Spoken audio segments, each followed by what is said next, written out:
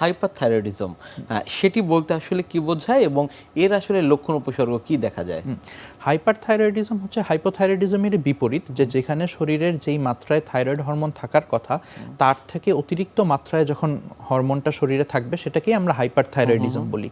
সেক্ষেত্রে যেটা হয় যে ওজন কমে যাবে, বুক ধরফর করা, হার্ট রেট বেড়ে যাওয়া, এগুলো হয়। শরীরে অতিরিক্ত ঘাম হবে, হাত পা কাঁপবে।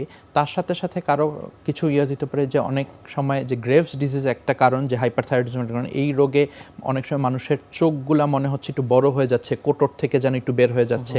গলায় যে থাইরয়েড গ্রন্থিটা থাকে সেটা সাধারণত বাহির থেকে বোঝা যায় না, কিন্তু সেই গ্রন্থিটা একটু বড় হবে, ওজন কমে যাবে। এই সব লক্ষণ দেখলে আমরা ধারণা করি যে এই রুগীটার অথবা এই ব্যক্তিটার হাইপারথাইরয়েডিজম সমস্যা থাকতে পারে। সেক্ষেত্রে আসলে কিভাবে নিশ্চিত হওয়া যাবে যে তার আসলে হাইপারথাইরয়েডিজম নাকি হাইপোথাইরয়েডিজম?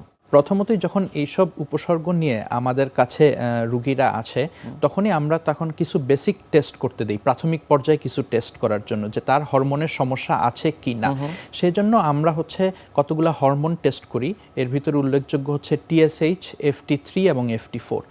যদি সে হাইপোথাইরয়েডের রুগী হয় সেক্ষেত্রে TSH এর মাত্রা বেড়ে যাবে এবং FT4 এর মাত্রা কমে যাবে, অথবা একটা যদি মৃদু হাইপোথাইরয়েড হয়, যে আমরা যেটাকে সাবক্লিনিক্যাল হাইপোথাইরয়েডিজম বলি, সেখানে FT4 এর মাত্রা স্বাভাবিক বা থাকলেও TSH এর মাত্রা বেড়ে যাবে।